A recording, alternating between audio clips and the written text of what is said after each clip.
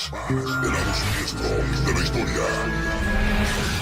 Bienvenidos a Enigmas, el lado siniestro de la historia. Yo soy Rubén Moya.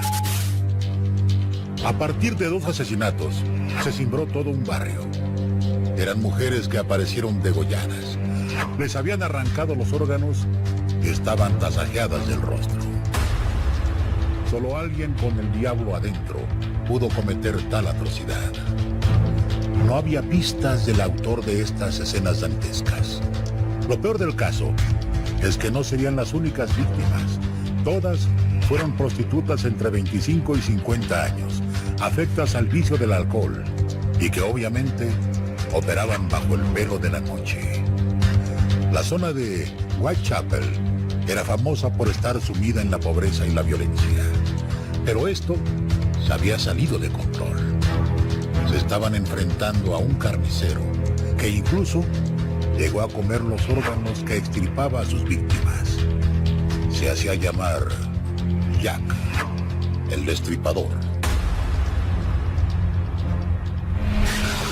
En la lista solo fueron 5 asesinatos, pero con tanto odio que dejaba escenas que traumatizaban a quienes atestiguaban los crímenes. El cuerpo de Mary Ann Nichols estaba tibio cuando lo encontraron tirado en las pestilentes calles de Whitechapel el 31 de agosto de 1888. Era un verano lluvioso. La sangre se rebajó con el agua. Un hombre la vio en el suelo creyendo que estaba desmayada. Se acercó y vio que estaba degollada. Le habían cortado prácticamente de oreja a oreja. También tenía seccionada la tráquea y el esófago. Habría sido con alguna arma blanca, según el forense. Polly, como le llamaban, era casada, con hijos, y se prostituía cada noche para pagar su adicción al alcohol. Justo en esa esquina, halló la muerte. Fíjate que esto comienza con Mary Ann Nichols, una prostituta que es encontrada en la calle con un corte muy extraño. Un corte que se llama de zigzag, de izquierda a derecha, izquierda a derecha. Lo que obviamente hace que se encuentre su cuerpo en un charco de sangre. Fíjate que este corte también se habla de que tiene que ser hecho por una persona que tenga conocimiento. Porque la verdad, para poder realizarlo, el mismo asesino tendría que haber tenido mucha sangre fría. El 8 de septiembre de 1888, una semana después, un nuevo y atroz crimen contra otra prostituta encendió las alarmas entre los habitantes de ese distrito, uno de los más pobres del Londres victoriano. Annie Chapman vivía ya sus años otoñales sin haber conocido mejor vida que la de la miseria, el hambre y el alcoholismo. Tenía 47 años cuando fue encontrada con las vísceras de fuera a un lado de su cuerpo y trozos del estómago sobre su hombro. El médico forense reveló que le faltaba el útero y que había sido cortado con precisión quirúrgica. Esta es la ubicación de 29 Hanbury Street, que no se parece en nada a donde se encontró el cuerpo de Annie Chapman. Unos 6 metros adentro de lo que ahora es como un almacén construido en el estacionamiento. Por uno de esos pilares era el patio trasero de la calle Hanbury 29, calle que se parecía más a uno de estos edificios en el lado opuesto del camino. A finales del mismo mes, el 30 de septiembre, vino un tercer baño de sangre y horror. Le tocó el turno a otra sexoservidora del distrito Whitechapel, Elizabeth Stride, quien tuvo la desdicha de cruzarse en el camino de Jack el Destripador. O tal vez él la fue a buscar, no se sabe, pero sí fue el único de los cuerpos encontrados con menos signos de saña. Le había cortado la garganta y sorprendentemente nada más. Se cree que en realidad no le dio tiempo de destrozarle las entrañas porque alguien se apareció en la escena. Él fue un asesino despiadado.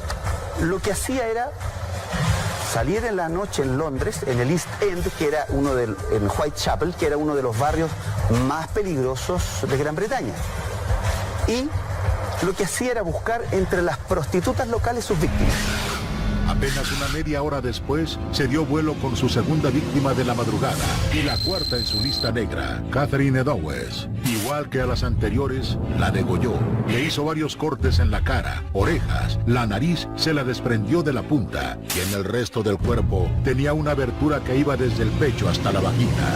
La carta del querido jefe era un mensaje supuestamente escrito por el asesino en serie. La habría recibido la Agencia Central de Noticias el 27 de septiembre noviembre y 2 días después, el 29, estaba en manos de la policía metropolitana. Creyeron que era falsa, pero cuando hallaron al siguiente día el cuerpo de Catherine Eddowes, comprobaron que el asesino sí pudo haber escrito sus planes. Querido jefe, constantemente oigo que la policía me ha atrapado, pero no me echarán mano todavía. Me he reído cuando parecen tan listos y dicen que están tras la pista correcta. Ese chiste sobre mandil de cuero me hizo partir de risa. Odio a las putas y no dejaré de destriparlas hasta que me harte. El último fue un trabajo grandioso. No le di tiempo a la señora ni de chillar. ¿Cómo me atraparán ahora? Me encanta mi trabajo y quiero empezar de nuevo si tengo la oportunidad. Pronto irán a hablar de mí y de mis divertidos jueguecitos. Hubo una segunda carta postal que habría escrito posterior a estos 2 crímenes que cometió en una sola noche. El de Elizabeth Stride y Catherine Eddowes. Ahí menciona: mañana oirá sobre el trabajo de Saucy Jackie. Doble evento esta vez. El número 1 chilló un poco. No tuve tiempo de quitarle las orejas. Gracias por guardar la última carta hasta que volví a trabajar. Este documento desapareció con el tiempo. No se sabe si efectivamente él lo escribió o fue algún periodista que tuvo la noticia fresca.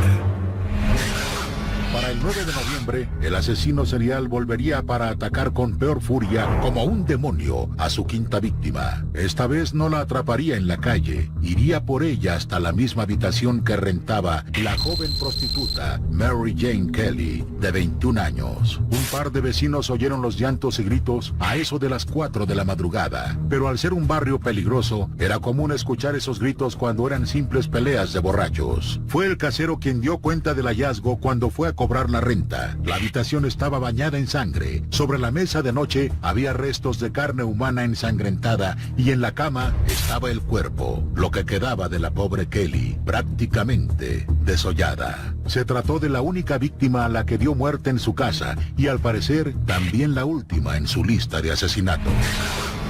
Esta chica fue asesinada en su propio hogar. En esta ocasión no fue a buscarla. Imagínense, muchas prostitutas no salían a trabajar. Claro. Porque hasta que no le dieran captura, podrían ser las potenciales víctimas de este asesino en serie. Ella, muy jovencita, y aquí viene lo siguiente, para que ustedes vayan entendiendo, también amiga de la primera víctima y amiga de las otras 4 en total. Su nombre, Mary Kelly, fue encontrada de la siguiente manera. Así está. A ver, dentro de lo que podemos mostrar, amigos míos, pese a que nosotros somos bastante... a la altura de Miro. Sí. Mary Kelly, 21 años, totalmente mutilada en su habitación.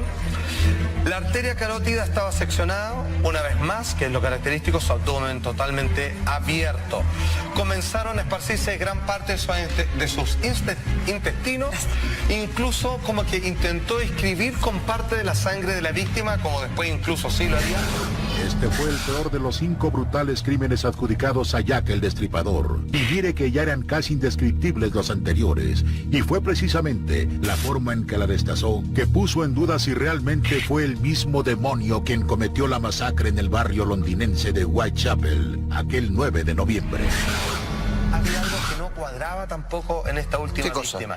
Si este hombre parecía demostrar que tenía ciertos conocimientos de anatomía, sabía cómo buscar, dónde sacar ciertos órganos con cortes precisos, en otra ocasión algunos de los cortes estaban hechos tan al lote y que realmente estaba buscando sin saber, perdido, digamos, en medio, digamos, de toda la materia biológica de sus víctimas, es que todo parece indicar que este hombre de alta alcurnia, que parece ser un médico, que tenía mucho dinero, que tenía acceso a cloroformo y frutas caras, también en alguna ocasión invitó a su cochero a participar de estos ritos.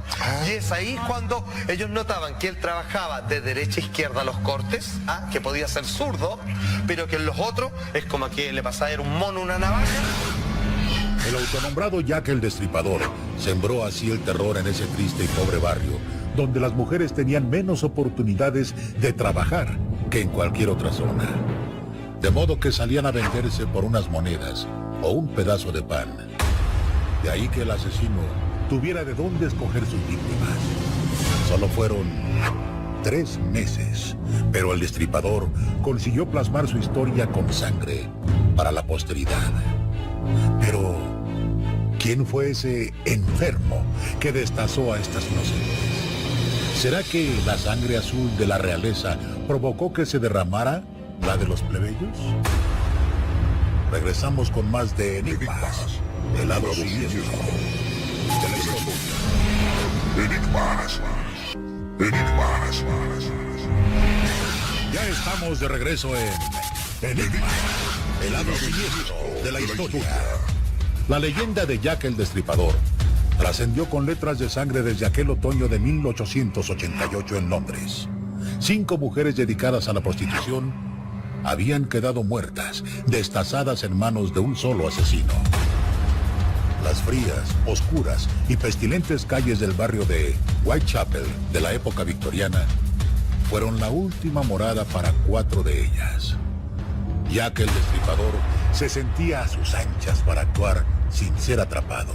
Incluso se burlaba a través de cartas a las autoridades. Lo afirmó y lo cumplió en una de ellas, cuando dijo: atrápame, si puedes. Pero, ¿bajo qué rostro se oculta hasta estos días la identidad de este enemigo sangriento de las mujeres? Hay lazos que unen al asesino, incluso con la realeza. Pero descifremos juntos este enigma.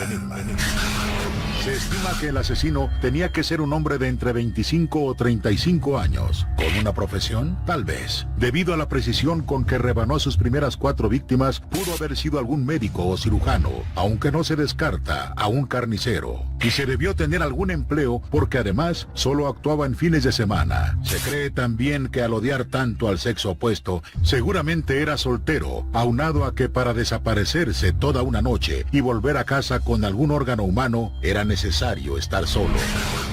En esta escalada de 5 crímenes brutales contra mujeres, porque no hay ninguna víctima hombre de Jack el Destripador, él logra, digámoslo, marcar a fuego el East End, Whitechapel en Londres. Lo cierto es que hay varios sospechosos en la lista y una sospechosa. Se trata de Elizabeth Williams. Ella era la esposa infértil de un médico que acostumbraba a hacer visitas sexuales a Mary Jane Kelly, quien fue la última víctima del asesino serial. A estos supuestos se llega basándose en que a 3 de las mujeres les extrajo el útero y ninguna de ellas fue agredida sexualmente por el destripador.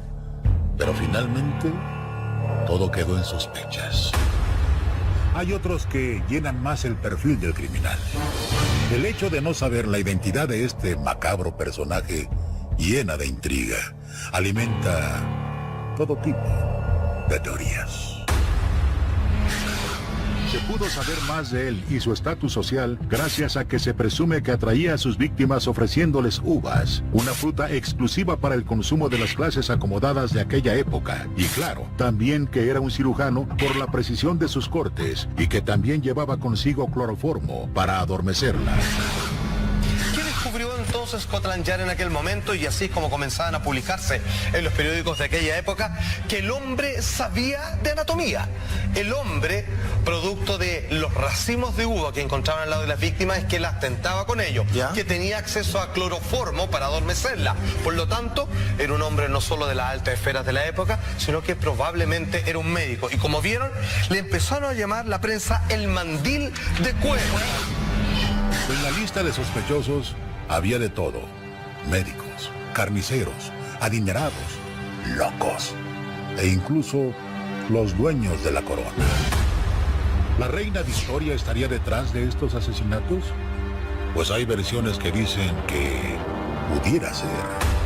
Y todo por el nieto de ella, el príncipe Alberto, quien era el dolor de cabeza en el castillo, pues era muy enamoradizo y le gustaba darse sus vueltas al barrio Whitechapel en busca de mujeres experimentadas.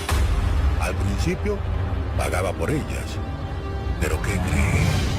Terminó atado a una de esas prostitutas. La reina Victoria tenía un heredero al trono. Este tipo, de joven, era completamente desordenado. Era un tipo que le gustaba la noche, estaba enamorado incluso de por lo menos 3 prostitutas. Finalmente, ¿qué es lo que ocurre? Él se escapaba a estos antros, a este barrio, y todo parece indicar que él dejó embarazada a una de estas prostitutas. ¿Qué prostituta? A la primera víctima. La que fue la primera víctima tenía en su vientre, estaba esperando un hijo bastardo de quien era heredero al trono. No fue lo único.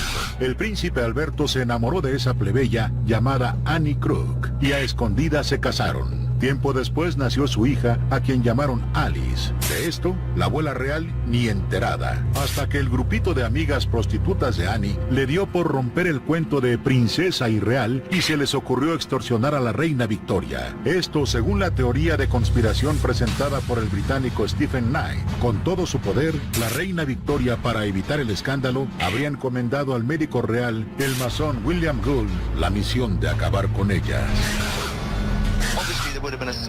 Obviamente hubiera sido un escándalo que saliera a la luz que el heredero al trono se casara y tuviera un hijo con una chica católica y de los barrios bajos.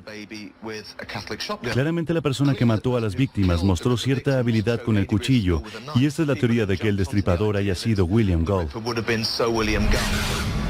El príncipe Alberto falleció al poco tiempo a consecuencia de sífilis, y Annie habría acabado sus días en un psiquiátrico. Hay una versión más reciente que permitiría entrever la identidad de Jack el Destripador. En el 2014, hicieron pruebas de ADN en el chal que portaba la cuarta víctima, Catherine. Se confirmó que había rastros biológicos de Aaron Kosminski, un barbero polaco que tendría 23 años y que estuvo preso, pero no se pudo confirmar su culpabilidad entre la lista de unos 300 sospechosos de la policía de Londres. Bien advirtió al despedirse este fugaz asesino serial: un día, los hombres mirarán atrás y dirán que conmigo nació el siglo XX. Su nombre quedó grabado con sangre, como el primer asesino mediático de la historia. No se vayan. Regresamos con más de Enigmas, el lado siniestro de la historia. Estamos de regreso en Enigmas, el lado siniestro de la historia.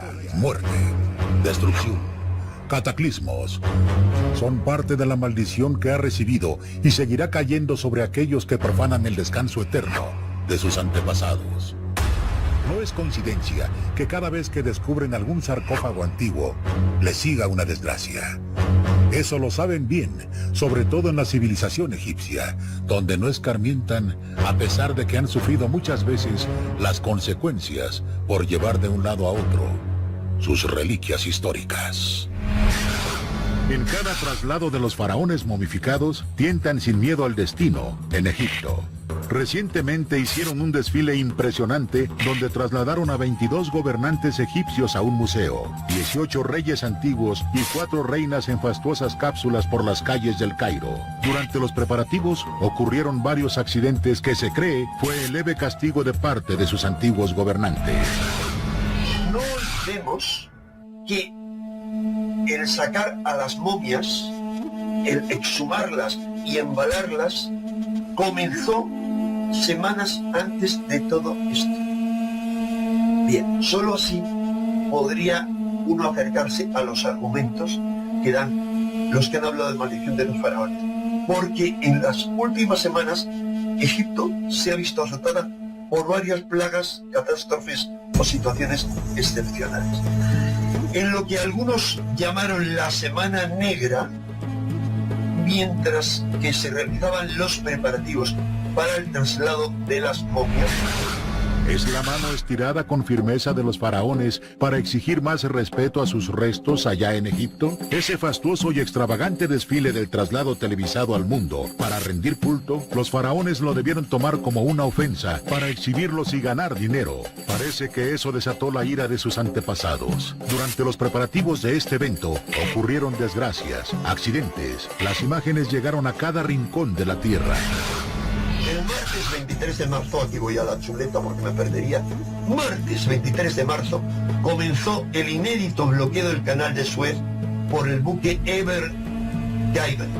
que se prolongó hasta el lunes 29 de marzo, es decir, 6 días de atasco monumental. El viernes 26 chocan 2 trenes causando al menos 19 muertos, probablemente más, en Sohag, está situada al norte de Luxor. Sábado 27 se derrumba un edificio, un alto edificio en el Cairo, nuevo, no viejo, y el Cairo era el escenario del desfile, y ahí mueren al menos 25 personas. El reciente desfile dorado y las desgracias que le precedieron revivieron otros casos que habrían sido consecuencia de la maldición de los faraones, como la del hundimiento del Titanic en 1912. Se dice que en el buque viajaba el sarcófago de una sacerdotisa de Amón-Ra, que había comprado uno de los millonarios pasajeros y que al rescatar la tapa del mar, vieron más desgracias, ya que al poco tiempo de que la tapa de la caja fue entregada en Alemania al Kaiser Guillermo, quien había ganado esta reliquia en una subasta, dio inicio la Primera Guerra Mundial.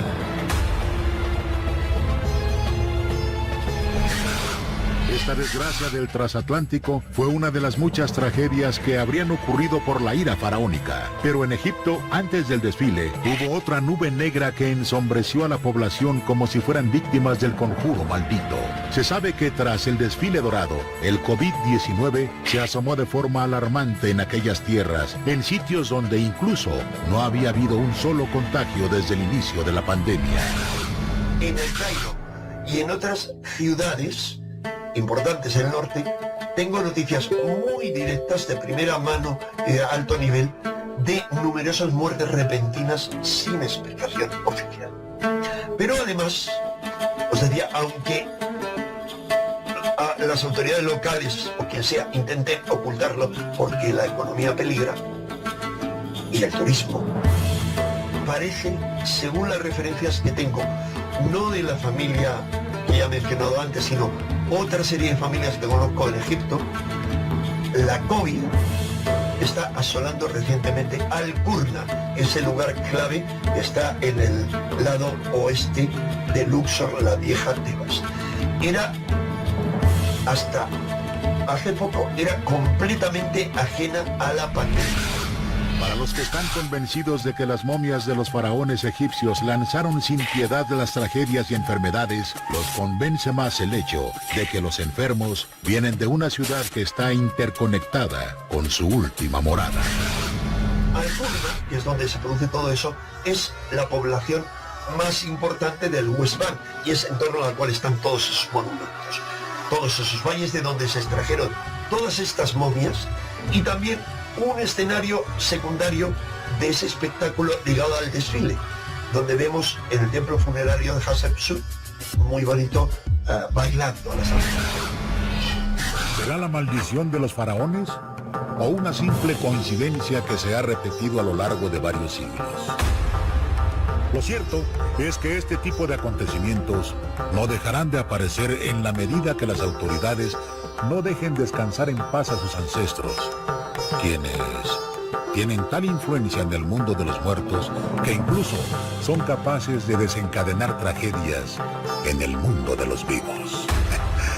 Yo soy Rubén Moya y espero que les haya gustado este capítulo de Enigmas, el lado siniestro de la historia.